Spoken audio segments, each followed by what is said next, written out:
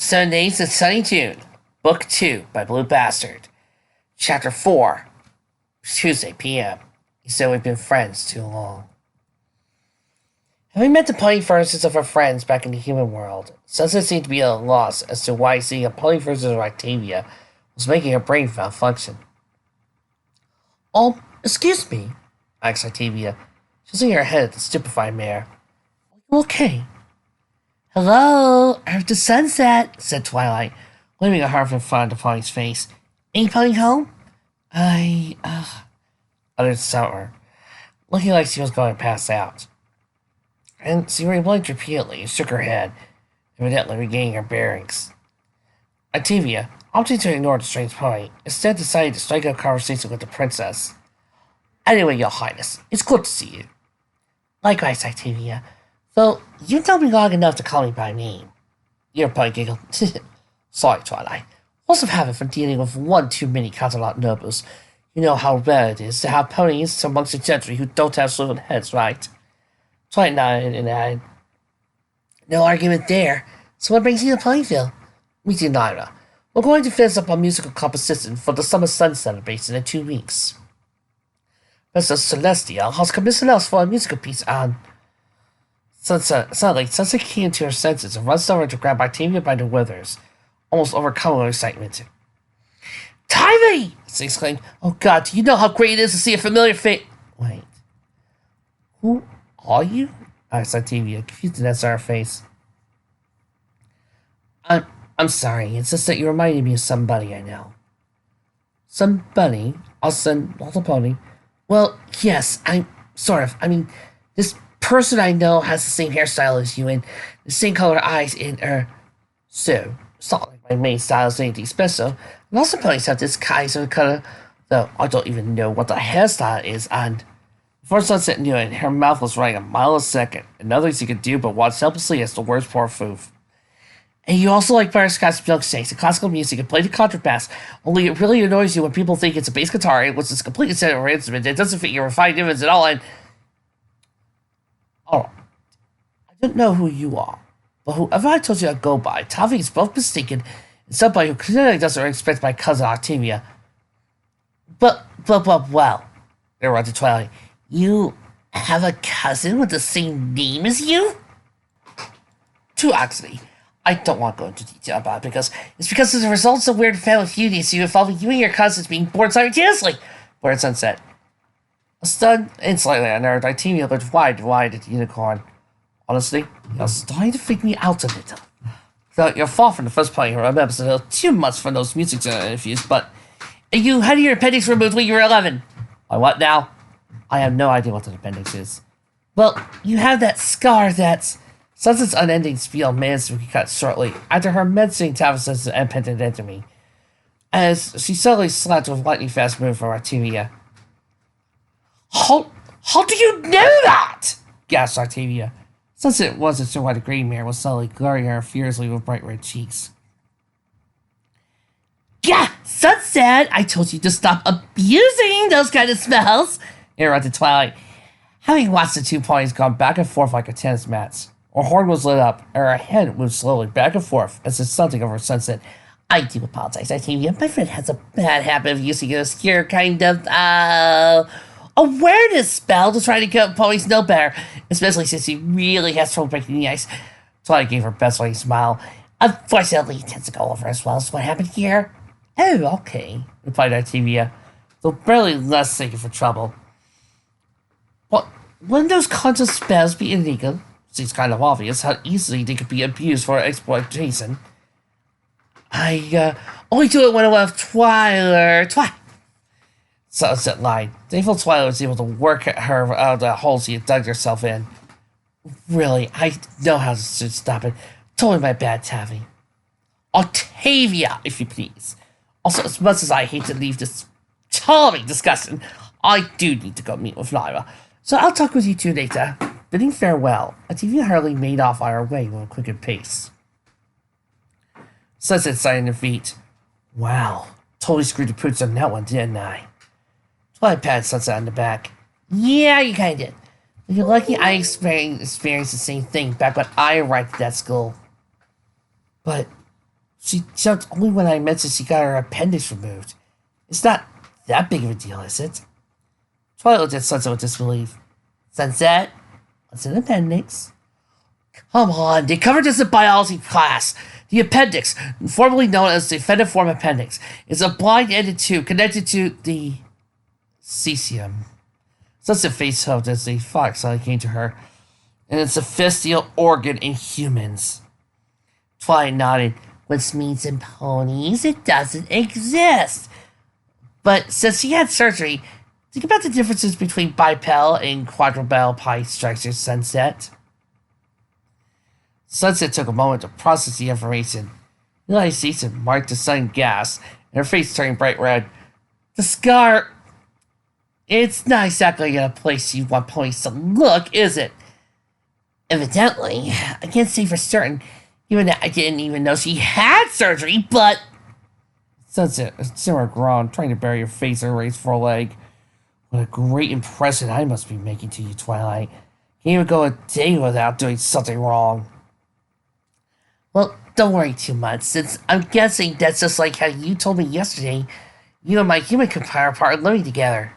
That is what you said, right? Yeah. With you, your family, and your cousin who stays over often. Sunset immediately wished she had taken that last part back. You know what just happened. And unfortunately, Twilight had noticed her quick gasp. Cousin? Asked the princess. Now you have me curious. I don't really have any cousins I'm especially close to. What's their name? Let me put it this way. You just met her. Oh! Twilight looked skeptical. Seriously, Octavia Melody is my cousin in the human world? But I don't really know Octavia from this world all that well beyond formal acquaintances. How could someone barely within my social purview somehow end up being a close relative to my counterpart? Sunset nodded, thankful that Polly and Octavia wasn't around to hear this. On your father's side, which seems to be the slightly senior part of her bloodline. As for her mother's side, well, Christmas reunions are reportedly a trial. Twilight blinked. What's up? Christmas reunion. Christmas, not Christmas. Sunset groaned, facing what she did. We have a lot to cover, evidently. This might set me back a bit. After a quick lunch back at the library, Sunset and Sarah spent the next couple of hours struggling to explain the concept of human holidays to Twilight. It was significantly more trying task than she anticipated. Sunset never imagined she would ever have to explain that Jesus Christ and Santa Claus were in fact not immortal political figures, or that the President of the United States was not allowed to go around scaring people on Halloween. Though if you ask some liberals. Sunset evidently compromised by promising to send Twilight a few books on the topic. And some conservatives, too. A lot of people blame the president for everything, now that I think about it. Once he returned to the human world, assuming such a thing was even possible anyway. At its heart, Christmas is just like heartwarming. It's a time when families get together, give each other gifts, and enjoy time together. Sunset said, Twilight had somehow managed to fill several pages of notes and was still scribbling them away. Right. I take it you exchange gifts with the human versions of me and Octavia? Twilight stopped writing and looked away. I still can't wrap around the fact that Octavia is my cousin in the human world. I wonder just how much about our families are different over there. Well, Tavi's family did bring me along to a museum exhibit about her famous ancestor. I got to know a lot about her side of the family. Twilight's ears perked up. Oh, Octavia's human counterpart has a famous ancestor too? Was she also a musician? Yeah. Sunset decided not to go into any more detail on the matter. She remembered the strange coincidences surrounding Octavia's ancestor, Musica Allegra, whose works sounded suspiciously like plagiarisms of classical equestrian music. Sunset didn't want to elaborate on the theories she had formed on the matter. I have enough on my plate now as it is. Sunset? Looking up, Sunset saw Twilight put away her notes and was looking at her with concern. Seeing the mind's unicorn and seeing the mood hadn't gone unnoticed. Is everything okay? Sunset's first instinct was to answer yes, and act like everything was okay. Smile and nod. But when she looked at the unicorn across from her, all she could see was a scared teenage girl. run ragged by nightmares. No. Sunset hung her head and let out a tired breath. I never did tell you why I came back, did I? Twilight just looked at Sunset, silently urging her former rival to go on. So Sunset did. Twilight's in trouble. Back home she's having nightmares, and before you ask, no, they aren't just normal nightmares. She sees ponies in them. She sees you in them. Me? Sunset nodded. And Octavia, and me as a pony. And there's something else, something monstrous. These nightmares, they're destroying her, Twilight. She almost killed herself because she couldn't take it anymore. Sunset took another sinking breath. I see herself was sinking. Twilight just sat quietly and waited peacefully for Sunset to continue. I owe Twilight so much. I owe all of them so much. Octavia, Shining, Mom, Dad, even Spike. They gave me my second chance. They gave me a home. They loved me like I was one of them. And I am so grateful. Trembling, Sunset desperately tried to hold on to the fond memories she made with Twilight and her family. No matter how hard she tried, all she could think of was Twilight waking up in the middle of the night in a cold sweat, screaming and crying, begging Sunset to make this nightmare stop. Sunset forced her eyes shut, doing her damnedest to will the memories from her head. And all she saw was the girl with purple hair and magenta highlights standing in the middle of the road. The truck was bearing down on her. Sunset called out to her, but she didn't hear. The truck wasn't stopping, but the girl didn't care. Suddenly, tears were flowing from Sunset's eyes. She couldn't have stopped her if she wanted to. I don't even know if she's alive right now, Sunset sobbed. For all I know, Twilight could already be dead. I'm just wasting my time here. As she sat there, letting the pain and stress of the last couple months pour down her cheeks onto the floor, Sunset felt something soft and feathery drape across her back. She opened her eyes and looked up to see Princess Twilight Sparkle sitting beside her, one of her wings wrapped around her back. Sniffling, Sunset brought a temporary hoof to rub at her eyes. I'm sorry, it's okay, Twilight said, giving Sunset a courtesy smile. Sunset, I know that this was bad. I wouldn't have wasted your time with so many insane questions. Despite herself, Sunset couldn't help but smile back, only briefly. The next few minutes were spent in silence, Twilight wordlessly comforting her former enemy. If a year ago Sunset had been told she'd be sharing a wonderful moment with her hated rival, she would have laughed. Now she was just glad for a sanctuary that was offered. It's Raspberry, Sunset said, breaking the silence. Twilight looked her over. Raspberry Barrel, she's doing this. She's hurting Twilight from that side of the mirror. Twilight removed her wing from Sunset's back and gave her a quizzical look. But Raspberry's my friend, I know, Sunset exclaimed. But I know what Twilight told me. The thing attacking her in dreams is a dead ringer for Raspberry. She uses dark magic, Twilight, and she's a good pony. Twilight shouted back, closed her eyes and took a breath, gently placing a hoof on Sunset's shoulder. Look, I promise you we'll get to the bottom of this, okay? Just please trust me, all right? I'm on your side this time. It's not you I'm worried about, Princess, Sunset thought, but held her tongue. The rest of the afternoon passed relatively quietly. Former rivals spent their time doing research on anything they could find in the library pertaining to the mirror, dark magic, and nightmares.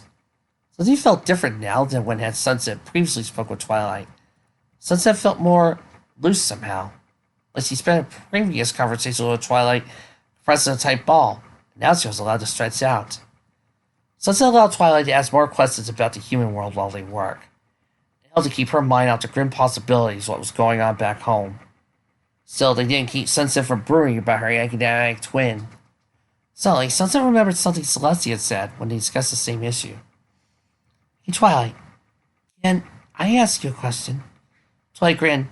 You mean apart from that one? What happened in Lonesome Dove? Twilight grinned fast. That's not really my place to say. It had to do with her, didn't it? Twilight nodded. Raz and I went there a couple of months ago. It was the town she grew up in, and she wanted to... Look, I probably said too much already. But you should talk to her about it. Who knows? Maybe getting to know Raz might help put your fears about her to rest. Maybe, Sunset said, though her heart wasn't into it. The truth, a direct confrontation with this pony was not something she wanted to pursue. Dark magic could be used in many ways, not the least of which was a person's mind. Sunset learned firsthand what that was like.